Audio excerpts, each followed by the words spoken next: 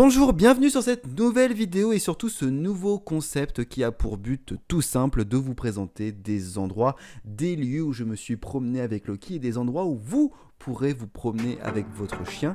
J'espère que le principe, le concept de la vidéo vous plaira. C'est parti.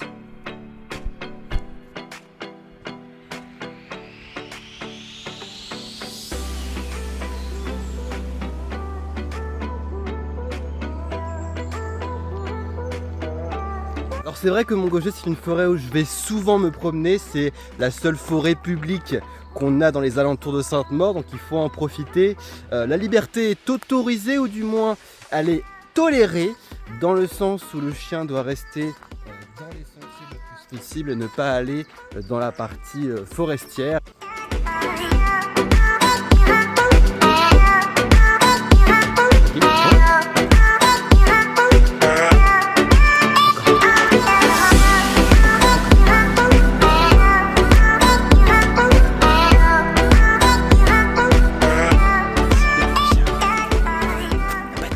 On est sur un lieu qui est quand même plein d'histoire, on est sur un domaine qui était à l'époque privé, le domaine de Montgauget avec un château qui aujourd'hui est en ruine, qui a brûlé je crois 2 fois, un château qui existait depuis le XIIe siècle, donc c'est relativement vieux, à l'époque je ne sais pas quel âge j'avais.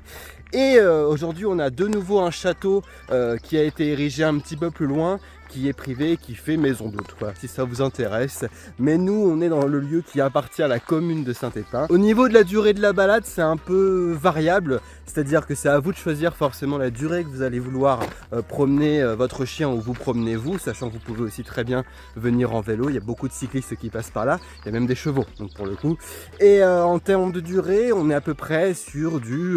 on peut faire très facilement un bon 45 minutes, mais la moyenne varie plus entre 1 heure et 1 heure et demie. On peut aller jusqu'à 2 heures si vraiment on fait tout le tour de la forêt par les petits chemins en longeant les murs, ce qui est relativement agréable parce que là au moins on est vraiment tranquille, on est très à l'ombre, c'est juste un tout petit peu plus étroit et un tout petit peu moins bien entretenu, mais ça se fait très facilement. On est sur une forêt qui n'est que du plat, donc il y a juste quelques petites montées mais qui sont vraiment très raisonnables, donc vraiment c'est une promenade qui est accessible à tous et à toutes, peu importe l'âge.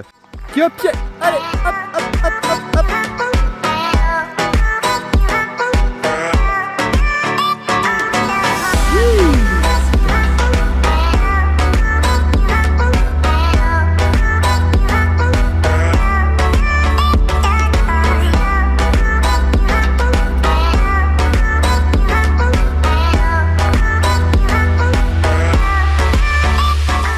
Donc là on arrive vraiment au centre de la forêt, moi j'appelle ça le rond-point. Cette zone est vraiment stratégique par rapport à la forêt et vous permet d'avoir très peu de chances de vous perdre parce qu'elle permet de relier vraiment tous les chemins. Donc vous avez un chemin ici, un chemin là, un chemin ici, un chemin là, un chemin ici, le chemin dont on vient qui va jusqu'au parking, un chemin là, et un autre chemin ici. Donc vous avez plein de directions différentes que vous pouvez emprunter et l'avantage c'est que si vous tournez en rond de cette façon là ou comme de l'opposé, vous retomberez forcément sur ce rond-point ou alors vous devrez sortir de l'enceinte et après longer la route pour revenir au parking. Mais donc c'est très facile de se retrouver ici. Il y a quand même plusieurs avantages par rapport à cette forêt et qui sont vraiment très intéressants justement pour promener vos chiens. Premièrement, vous avez des affiches qui indiquent en période de chasse quand est-ce qu'il y aura de la chasse dans la forêt. Il y en a très peu, il y en a peut-être 3 ou 4 par mois durant la période de chasse et toutes les dates sont indiquées. Donc vous ne pouvez pas vous tromper, vous avez juste à arriver à la forêt, à prendre en photo la feuille et comme ça vous avez votre petit calendrier des chasses à disposition sur votre portable. On est quasiment sûr de croiser personne durant la balade, ce qui est relativement sympa. Là c'est plus une promenade de santé, une promenade de tranquillité. Vous n'aurez pas beaucoup de vie dans cette forêt, si ce n'est à la rigueur un peu de gibier. Si vous êtes des amateurs de randonnée, c'est un lieu qui vous plaira sûrement, mais si vous êtes aussi grand amateur de nature, en général c'est lié, vous pouvez également venir ici pour cueillir du muguet. Il y en a à foison dans la période du muguet. Moi aussi je viens et j'ai découvert ici la cueillette aux champignons. Comment parler de forêt sans parler d'écologie? Bah oui, les deux sont vraiment très liés. Les arbres c'est la vie. Allez, on va parler un petit peu chiffres, hein, c'est important les chiffres. Bon, ce sont que des estimations, c'est très grossier, mais ça permet quand même de se faire une idée d'à quel point les arbres sont importants pour nous, pour notre santé et surtout pour notre planète, surtout en ces temps de réchauffement climatique et de chaleur de plus en plus intense.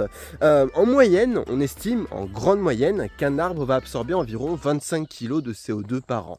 En grande moyenne, il y en a qui absorbent beaucoup plus, d'autres beaucoup moins. Et d'ailleurs, petite anecdote par-ci par-là, c'est le bambou qui est l'arbre qui absorbe le plus de CO2. Voilà, donc si vous avez des bambous, c'est bien. Il est également estimé qu'un Français va en moyenne produire environ 6,9 tonnes de CO2 par an. Donc si on reprend la moyenne de 25 kg par an d'absorption de CO2 par un arbre, alors il nous faudrait par Français environ 276 arbres pour capter l'équivalent CO2 produit par un Français dans l'année.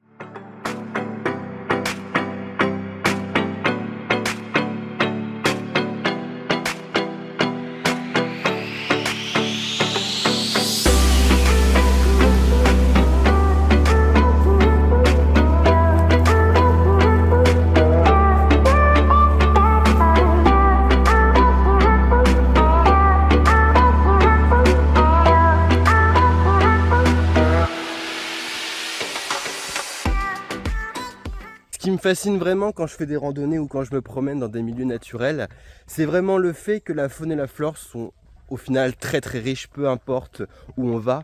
Et on a juste à ouvrir l'œil et vraiment à regarder par-ci par-là de façon un petit peu plus minutieuse que si on marchait bêtement.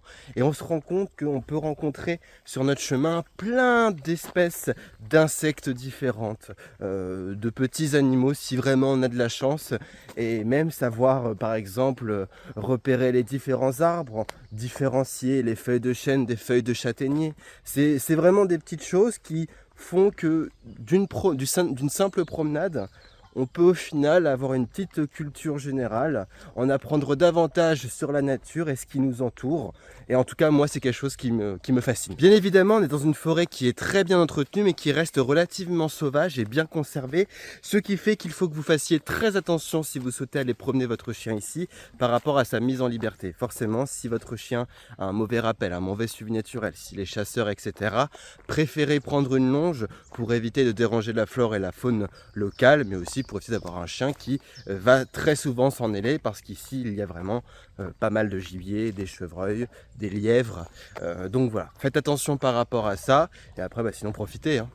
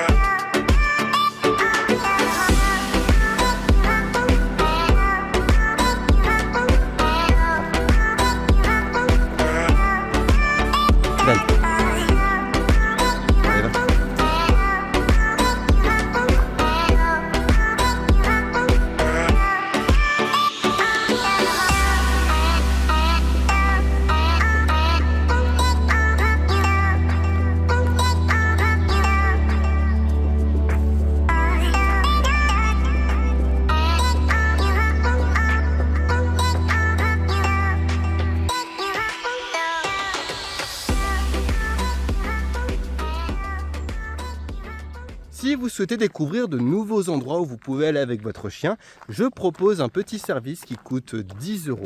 C'est une Canimap, comme je l'appelle, qui est en lien avec Google Maps, où je mets toutes mes petites découvertes, c'est-à-dire les plages qui acceptent les chiens, les lieux de promenade que j'ai testés ou que je dois tester, les cliniques vétérinaires, les animaleries, les maisons d'hôtes, les campings, les Airbnb pouvant accepter les chiens, les restaurants, les magasins. Enfin voilà, il y a beaucoup de choses. Vous pouvez aller acheter cet accès via mon site internet dans la boutique, ou alors en me contactant via mes réseaux sociaux, et on verra comment on procédera. Mais en tout cas, voilà, si ça vous intéresse, n'hésitez pas à prendre la Canimap. Et voilà, j'espère que vous avez apprécié cette petite visite et présentation de la forêt de Montgauger. Forcément, c'est une première vidéo, donc ça ne peut que s'améliorer dans le contenu, dans la façon de filmer, etc. N'hésitez pas à me donner vos conseils. Il y aura une longue série justement d'endroits à présenter car c'est important à mon sens de connaître des endroits où vous pouvez vous promener avec votre chien. Le but étant moi de vous partager ma vision de la promenade, c'est-à-dire le fait d'aimer la nature et de la regarder et vraiment de la découvrir à chaque fois. Si vous souhaitez y aller, et si vous y allez même, n'hésitez pas à m'envoyer des petites photos avec vos chiens, ça me fera plaisir de savoir que vous y êtes allé de par ma présentation, de par mes conseils. Encore une fois, n'hésitez pas à me dire si vous avez des recommandations par rapport à la façon de filmer, par rapport à la façon de présenter les lieux. Le plus important, c'est de m'améliorer pour que ce soit le plus plaisant pour vous à regarder, le plus intéressant également pour vous. Si vous souhaitez découvrir de nouveaux endroits, mais aussi d'autres vidéos par rapport à l'éducation, par rapport à la vision du chien, etc., n'hésitez pas à aimer, à mettre un commentaire, à partager pourquoi pas, mais surtout à vous abonner pour ne pas manquer la suite. À bientôt.